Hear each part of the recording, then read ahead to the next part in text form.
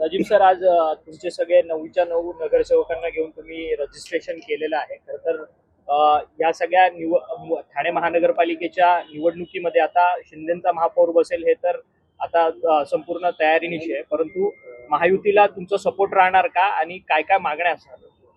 आमचं अजून तर महायुतीच्या बाबतीत अजून कुठली चर्चा अजून झालेली नाहीये.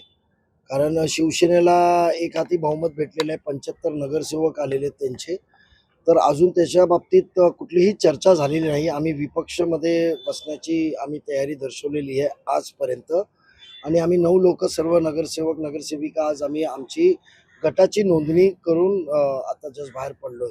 चर्चा आणि मागणीचा विषयच येत नाही, पण जास्त सदस्य आमचे स्थायी समितीमध्ये विशेष समितीमध्ये कसे जातील त्याची व्यूहरचना करू. परंतु महायुती म्हणून तुम्ही 3 पक्ष सत्तेत आहात राज्यामध्ये आणि इतर बाबींमध्ये, तरी देखील ठाण्यामध्ये तुम्ही महायुतीत न जाता विरोधात बसण्याची भूमिका का दाखवता? अजून तशा प्रकारची कुठली चर्चा झालेली नाहीये.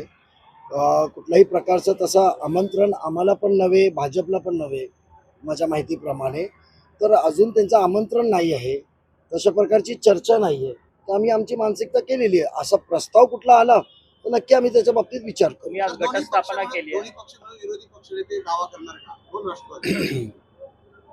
विरोधी पक्षनेत्याचा आम्ही नक्की दावा करणार आहोत. आणि महापौरच्या निवडणुकीनंतर जेव्हा पहिली महासभा असेल तेव्हा विरोधी पक्षनेत्याचा निर्णय होतो, तेव्हा नक्की आम्ही विरोधी पक्षनेत्याचा दावा करणार. दोन्ही राष्ट्रवादी एकत्रित येऊन हा दावा करणार आहेत? आम्ही इंडिव्हिज्युअल दावा करणार आहे. परंतु आता तुमचा गटनेता कोण आहे आणि गटस्थापना केली आहे? आज गटनेता सर्व नगरसेवकांनी मला म्हणजे नजीब मुल्ला मला स्वतःला सर्वांनी नेमलेलं आहे. तर गटनेत्याची नेमणूक माझी झालेली आहे.